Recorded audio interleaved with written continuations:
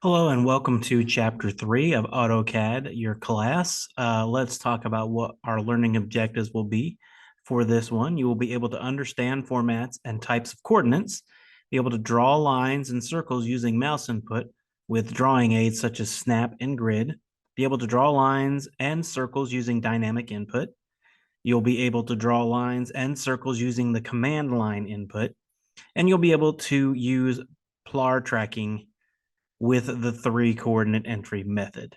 So let's start with some drawing commands. Drawing commands are things up in this area right here, like line, polyline, circle, arc, and there's a lot more down here in drawing commands. But say we want to draw a line, we just go in here, take a line, we can draw a line, right?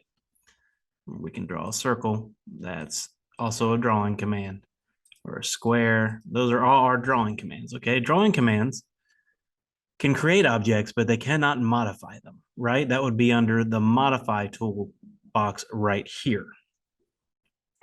So simple objects such as line, arc, and circle, and then there are complex objects such as polygon, rectangle, ellipse, polyline, and spline, which are created with one command.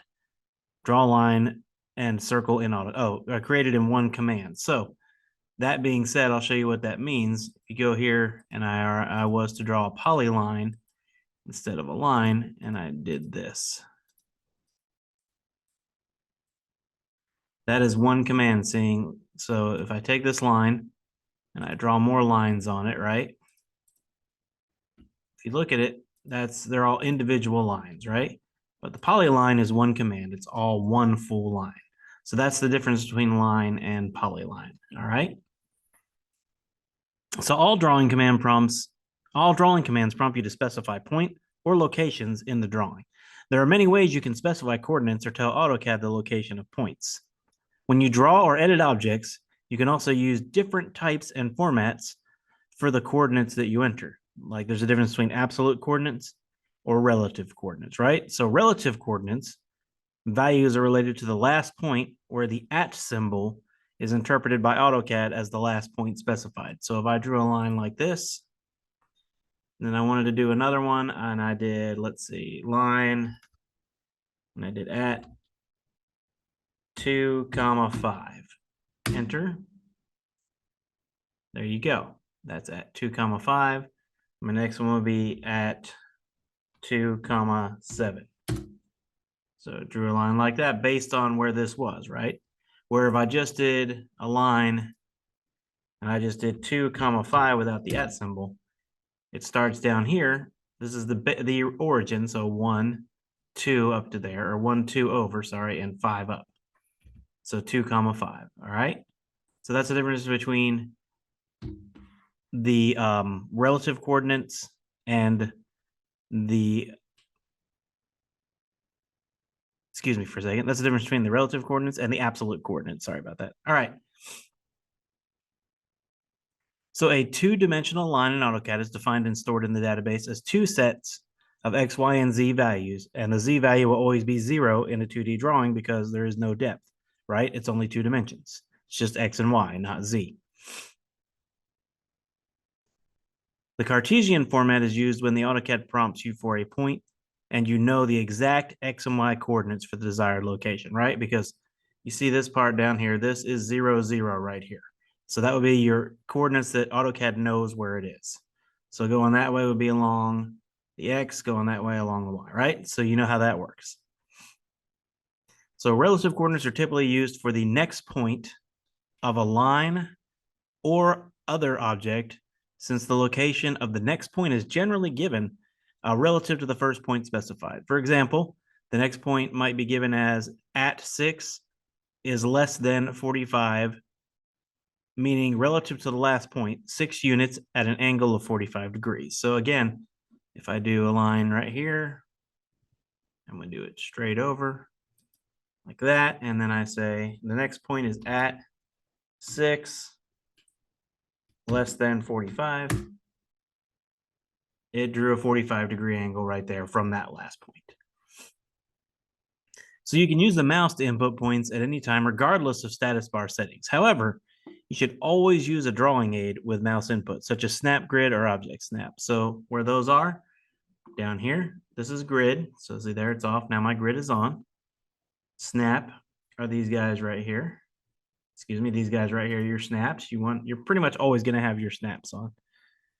Grid, and you've also got snap mode right here that you can turn on. And then you'll see it sort of jumps from place to place. If you're trying to draw a line, you can see how it's blocky. It's jumping from grid point to grid point if you have that on. Okay, so that's important stuff. And you can watch the coordinate display in the bottom center of the screen. So right here is your coordinate points. See, those are your coordinate points right here, showing where I am compared to the origin. So there are your coordinate points. You notice Z is remaining 0 because this is a 2D drawing. So if you have snap and grid on, you go to draw something like this, you'll see that it snaps to the grid like that. Nice and easy, and your square will be perfectly on those lines right there as it's snapping. So turn on dynamic input by pressing the dynamic input button in the status bar. So for me, this is my dynamic input button. But what if you say, well, I don't see the dynamic input button? Well, that's where you go to this right here, which is customization. And this has all kind of cool stuff you've been looking for, but there's dynamic input. So I turn it off, you don't see it. I turn it on, it is back again. So if it's not on, this is where you'll go to turn it on under this 3 bars, kind of like what Google has, the hamburger they call it, the 3 bars. You can find anything it's asking you to turn on that we don't currently have turned on. So turn on that dynamic input, and the dynamic input button on the status bar, you can enter exact values into the edit box that appear in the drawing area instead of pressing the left mouse button. So you can press the tab key to change and edit boxes for input and press enter to complete the entry. So you turn on dynamic input, you start a line, you don't need the mouse, you can just tab over. It tabs from those inputs back and forth. Okay. By default, dynamic input is in absolute Cartesian coordinates for the first point and in relative polar format when entering the next point, okay? You can then enter exact values into the edit boxes that appear in the drawing area instead of pressing the left mouse button. So you can just type in all your coordinates and you can draw your box in instead of having to click your mouse to go around it, right? Okay, you can also enter exact values in the edit box that appears in the drawing area instead of pressing the left mouse button like we just said. So you can enter coordinate values in any type or format at the command line. This is your command line down here, okay? If you enter relative coordinates, you must use the @ symbol before Cartesian or polar values to make them relative.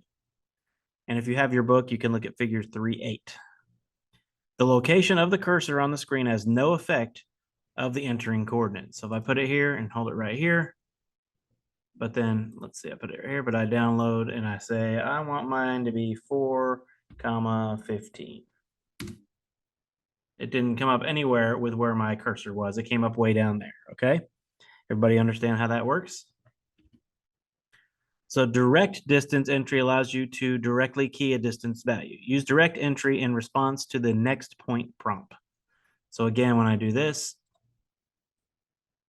I do 4,15, and it says next point right here. I'm gonna do 6,18. And then once again, it says next point down here, and so on. So that's how you get around, or you can just close it out like that, back to the original point.